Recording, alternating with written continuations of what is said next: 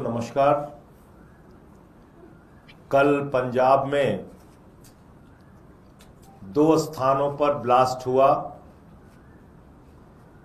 और उस ब्लास्ट के बाद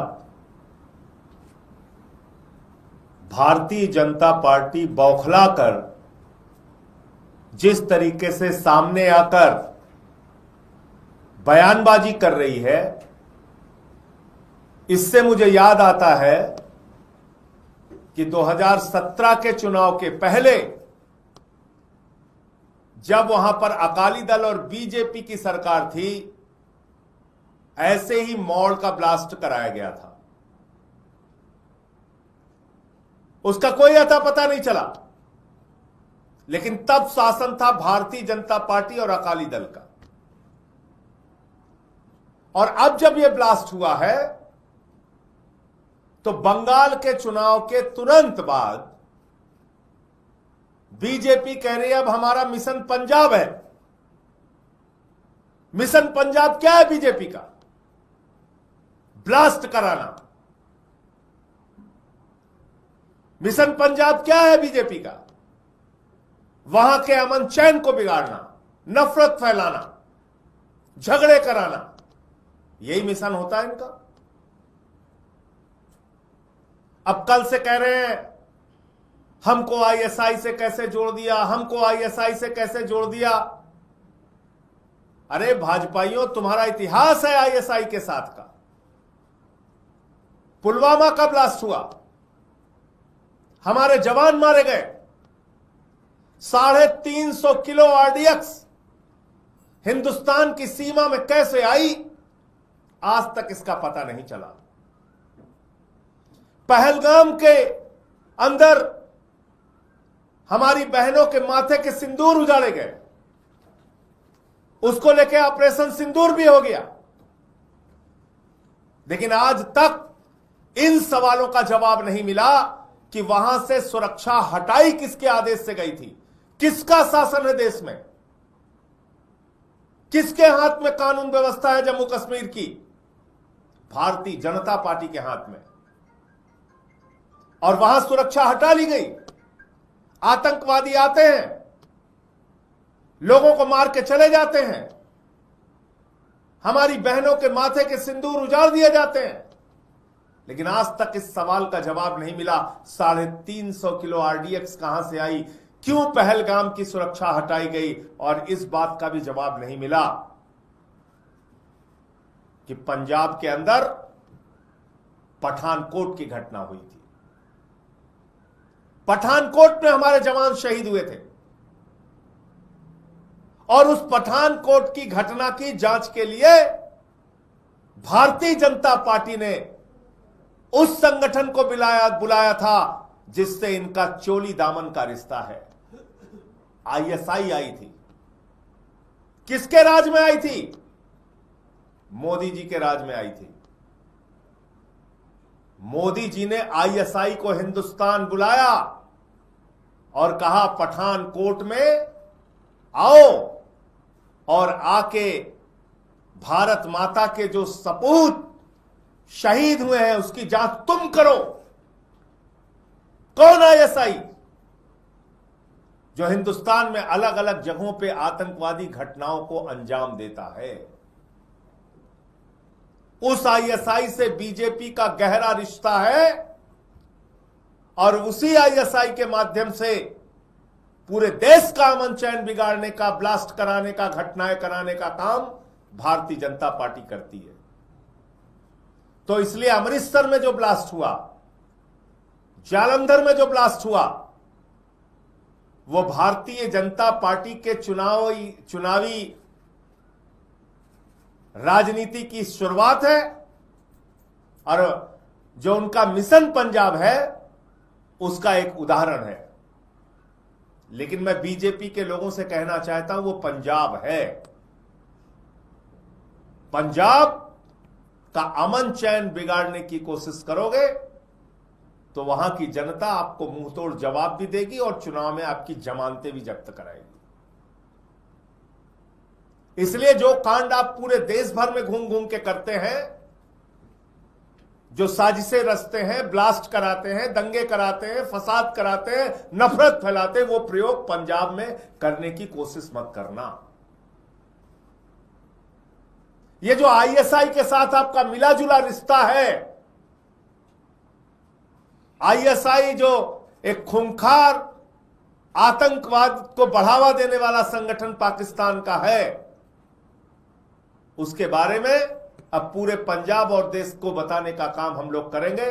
और इन सवालों के साथ जिसका जवाब आज तक देश खोज रहा है, पहलगाम के मामले में, पुलवामा के मामले में, पठानकोट के मामले में और अब अमृतसर और जालंधर के मामले में, इसका जवाब तो देना होगा। ये खाली उछल उछल के अपने आरोपों को इनकार करना और उससे पल्ला झाड़ लेना, ये चलेगा नहीं। हम लोग देख रहे हैं मणिपुर जल रहा है पिछले 3 साल से।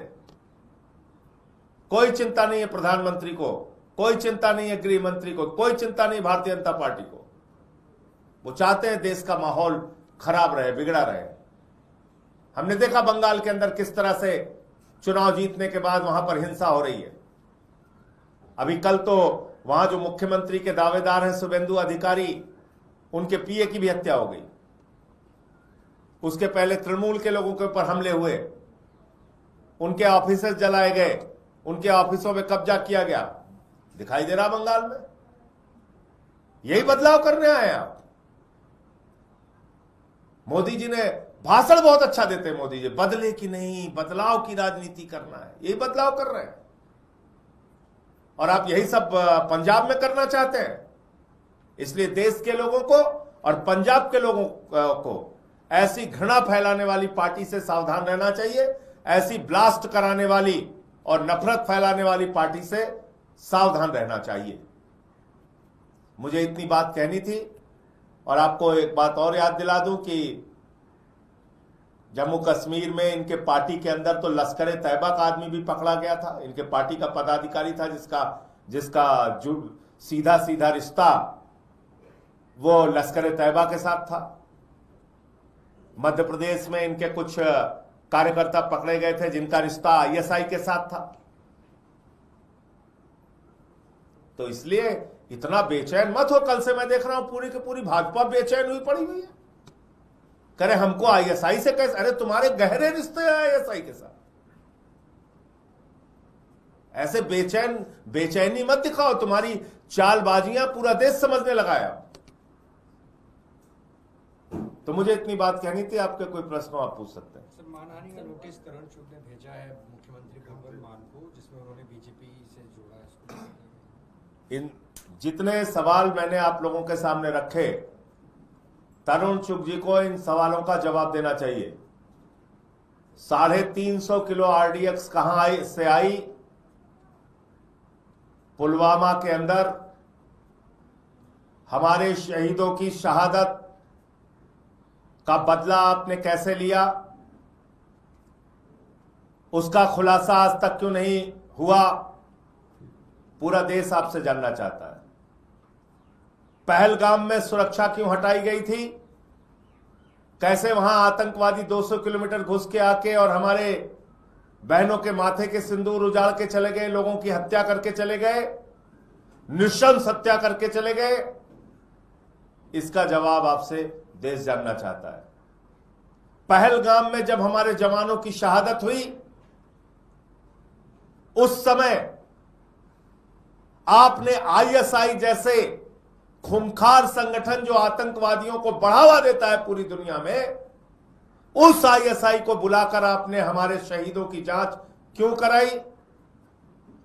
इसका जवाब आपसे देश चाहता है। मॉड ब्लास्ट भी हुआ था जब उस समय मैं प्रभारी था पंजाब का। मैं आपको बता सकता हूं, तब भारतीय जनता पार्टी और अकाली दल की सरकार थी। ये भारतीय जनता पार्टी के काम करने का तरीका है देश भर में, जिसको लेके भगवंत मान जी ने और हमारी पार्टी ने सवाल उठाया। इसलिए आपने जो नोटिस का जिक्र किया, नोटिस अगर उन्होंने भेजा है तो हम जवाब देंगे उसका। तमिलनाडु में लगातार दूसरी बार विजय मिले हैं राज्यपाल से, लेकिन उन्होंने कहा कि आप नंबर लाइए, उनके पास नंबर नहीं है। देखिए, अब जब मामला राज्यपाल पे आ जाता है तो मामला जो है वो जो यहां दिल्ली में बैठे हुए मालिक हैं उस पे आ जाता है। तो मालिक जो चाहेंगे राज्यपाल वही करेंगे,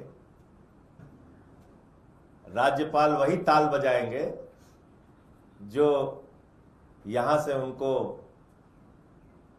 मालिक का आदेश होगा। तो इसलिए ये मत सोचिए कि राज्यपाल कुछ भी कर रहे हैं तो अपने मन से कर रहे हैं। उनको जो आदेश मिलेगा उस हिसाब से वो काम करेंगे।